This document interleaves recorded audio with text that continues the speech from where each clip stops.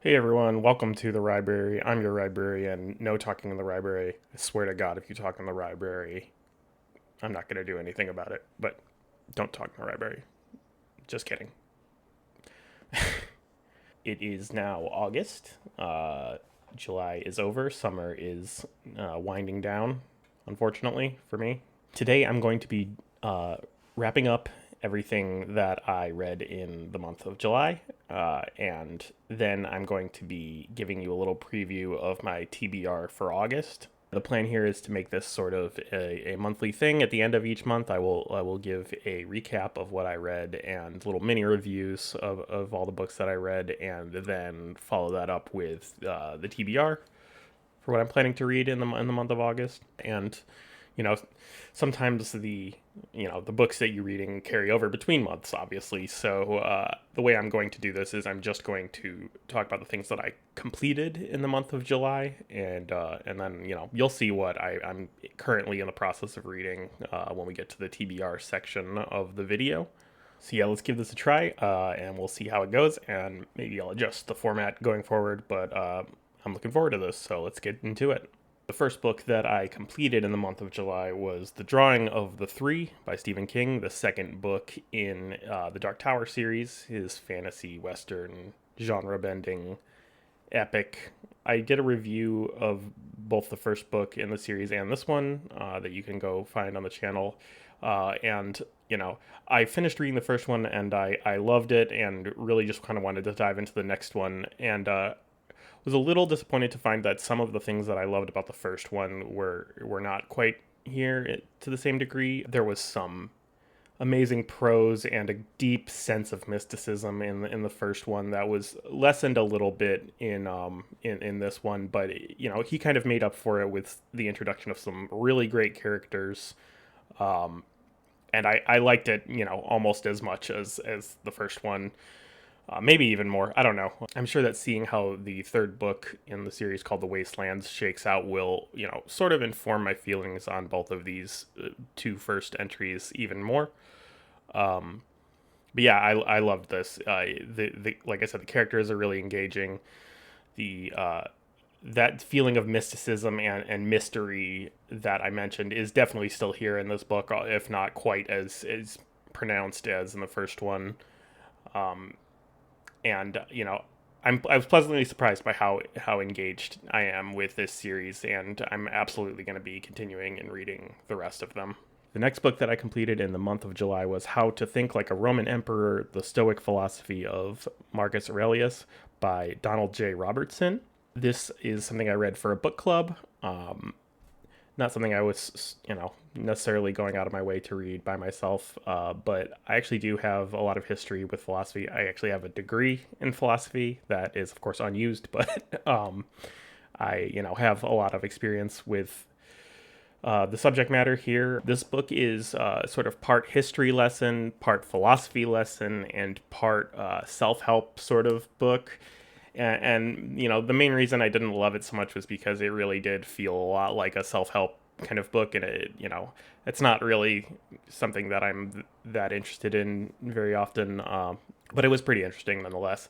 So the way this book is structured is that in each chapter you'll learn a little bit about the life of Marcus Aurelius and some of the challenges that he faced in his time as a Roman emperor, and how certain Stoic concepts and their modern psychological kind of equivalents bear on his experiences and how they informed his responses to those experiences. I found myself being most interested, honestly, in Marcus Aurelius and his life and the elements of Roman history that come up here. The Stoic philosophy stuff is fairly interesting to me. These aren't the areas of philosophy that I was most interested in when I was studying in school. In ancient Greek philosophy, there were these different schools that kind of presented different ideas about how to best live your life and I guess how to be most happy or something like that.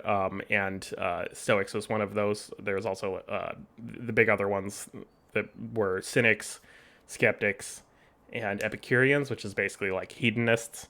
And each of these had like sort of competing and sometimes complementary views on how to best live one's life. And the Stoic philosophy is basically, as the name sort of implies, about how to not be overwhelmed by the intense bad things that happen in life and the emotions that arise as a result of them, and basically how to stay steady in life in response to these kinds of things. Yeah, this was fairly interesting. I thought it was maybe a little bloated, and which is saying something because it's not very long. It's only like between 200 and 300 pages. I don't remember. But yeah, like I said, the self-helpness of it was not for me quite so much. But I'm glad I read it, and kind of it was nice to rehash some of these ideas that I hadn't thought about since college.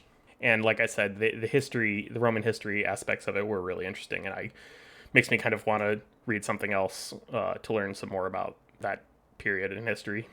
The next book that I finished in July is Tender is the Flesh by Agustina Bastarrica. This is a dystopian horror book about in the future, animal meat becomes inedible, so human meat cannibalism becomes legalized and normalized, and it sort of just explores what the world is like in that, given that change. I posted a review of this on the channel recently, and I liked this quite a bit, but the longer that I spend away from it, the less that it's sticking with me, I find. The world building was great. The implications of legalized and normalized cannibalism that are explored here is really interesting. But the story itself was really thin, and the characters are pretty thin, and I feel like there could have been a lot more here. I mean, it's pretty short, so it's sort of understandable. But yeah, I just wanted more out of this, I guess, is what I think at this point. But definitely worth the read. Definitely interesting. So the next two books are both audiobooks, and they're both books that I listened to with my husband on our drive to and from Montana on a road trip. And so they're fairly short, but I liked them both. And the first one of those, we decided to listen to the audiobook for More Tales of the City, the second entry in Armistead Maupin's Tales of the City. I reviewed the first one of those on the channel, and I liked it quite a bit. Not as amazing literature or big ideas or anything like that, but it's just fun and cozy, and sort of it has a nice found family feel. This second entry in the series really kind of cranks up the soap opera ness of of a lot of it. There's an amnesia storyline. There's more implausible connections between characters that stretch the bounds of believability, though they're very fun. All of it is very fun. It sort of can make me roll my eyes a little, but that doesn't mean it's not fun, for sure. But yeah, I do have to say that I don't think it really added anything new to it. It's just more of the stuff that was fun and interesting about the first entry in the series. So it was a little disappointing in that, there's nothing really new that it brings to the table, but definitely enjoyable, and worth, the 8 hours or whatever that the audiobook took to listen to. Then on the way back from Montana, we listened to a true crime book called Shadow Man, an Elusive Psycho Killer, and the Birth of FBI Profiling by Ron Franchel or Franskell or something. Not sure how to pronounce it. Yeah, this was really good. I like true crime stuff here and there. It's not something I'm always in the mood for, but this was really compelling and interesting. We decided to listen to this in partially because it is about a serial killer that was active in Montana in the early 70s by the name of David Meyerhofer. This is sort of a bait title for the book because it sort of has to do with the birth of FBI profiling, in that there was a profile done by the then burgeoning behavioral profile unit, whatever it's called, it's not, a huge part of the story. It's the story. The narrative is mostly about these disparate murders that no one thinks are really connected, and then until some local law enforcement and a local Montana FBI agent kind of starts putting things together and realizing that there's connections between them, and eventually finding that this man David Meyerhofer is responsible for it. An interesting thing about this book and the story, when compared to other true crime serial killer stories, is that there's not a lot of answers regarding his Meyerhofer's motivations and his psychology and that kind of thing. There, I guess this is spoiling it a little bit, but so after Meyerhofer is caught, he gives his initial confession and confesses to 4 murders, and then before much can happen, before he goes to trial or anything, he hangs himself in prison, and so we don't get to hear a lot of from him about why he committed a lot of these murders. And this is interesting because these murders seem so disparate. Like they don't share any commonalities in terms of victim type or in terms of like the way that the murders occurred. And there's a lot of time between them, and a lot of other murders that he is sort of suspected of, but can't say for sure that he actually committed.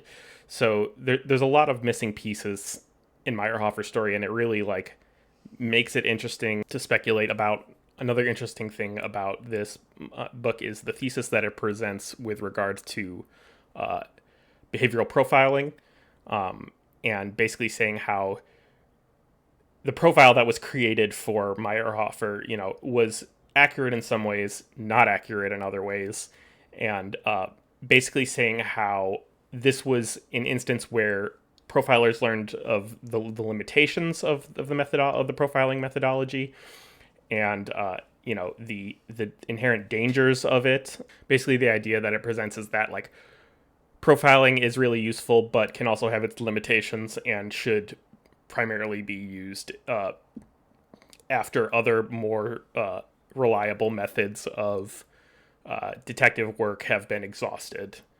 But yeah, definitely really interesting true crime book. Recommend it. And finally, the 6th book that I completed in the month of July is The Two Towers. My reread via re-listen to the Two Towers. It's been a couple decades since I read these books, and I've been sort of gradually listening to the audiobooks of The Lord of the Rings. And they're great, narrated by Andy Serkis, who plays Gollum in the movies, and it's great to hear the Gollum voice again from the man himself, who kind of made it iconic. This has been an interesting listening experience. My main experience with this story, is the movies, frankly, because I have watched the movies a million times, and honestly, there's a lot of things about the movies that are better. There's a lot of choices that are better, I think, that Peter Jackson made.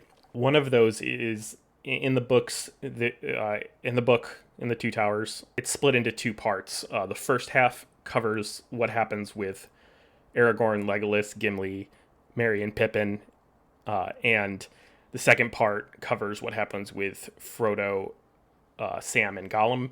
I didn't really love that about it. I didn't, I guess it sort of makes sense if you're trying to keep people on track with what's going on, but it felt slow, and it also felt sort of confusing about timing.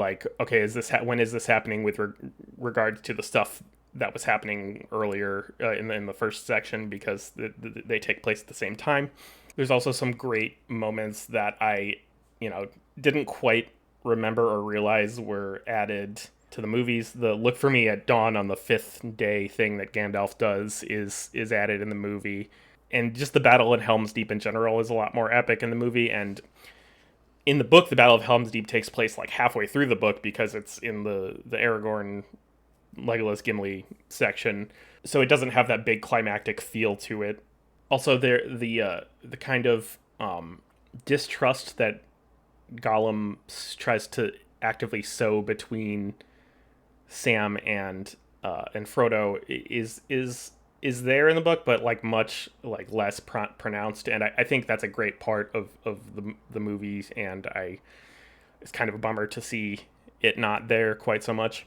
Obviously, Peter Jackson, had this already existing great story, and then he's like, and had the ability to just be like, okay, here's some ways that we can really ratchet up some of these moments. So, maybe I'm judging Tolkien a little bit too harshly in that regard, but yeah, honestly, like it just feels like a little bit less great than the movies.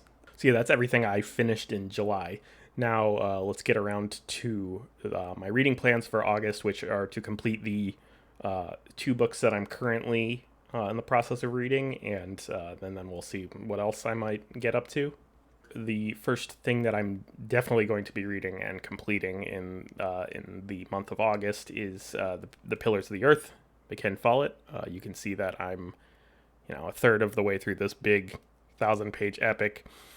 I love this. It's so good. So this takes place in the 12th century England during the time known as the Anarchy, when there was, questions about royal succession and who conflicts between royals about who is actually the ruler of England at the time. In the context of this, there we have several main characters who are all involved in this long-running project to build a cathedral in this fictional town called Kingsbridge. The story is so great. The characters are so great. It feels epic. It feels momentous and important. I'm always looking for things that hit the same buttons for me as George R. R. Martin's writing and A Song of Ice and Fire, and this very much hits a lot of those. So this very much could be my favorite book of the year. I think it's very possible. We'll have to see.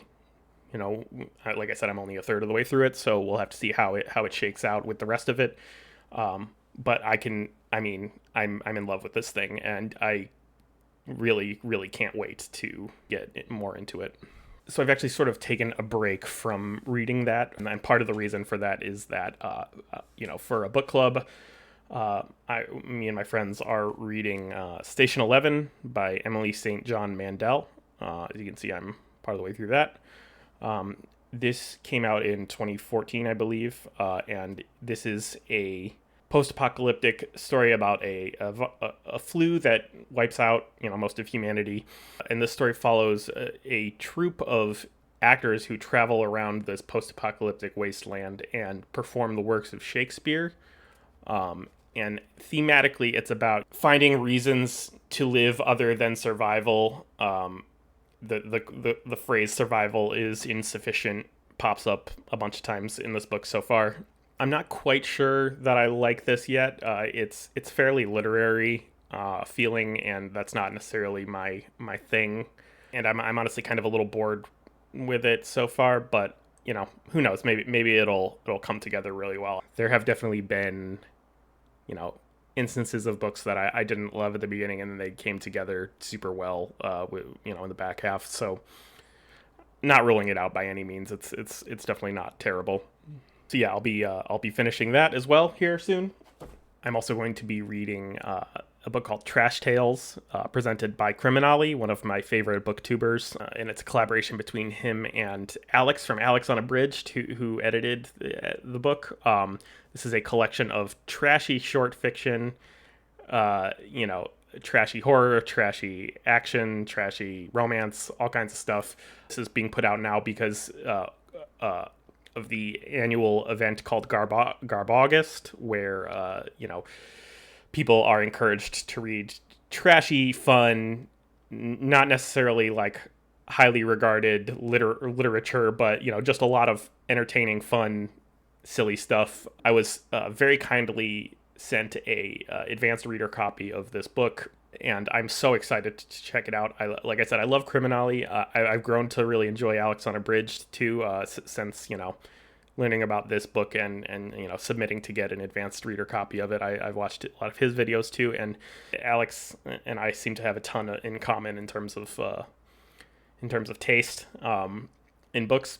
So since it is Garb August, I will absolutely be reading Trash Tales, and very excited for this. Other than those three books, I have a bunch of options. I'm in the process of a couple different reading projects. One of which is my novel life, which is I'm reading a book from every year of my life.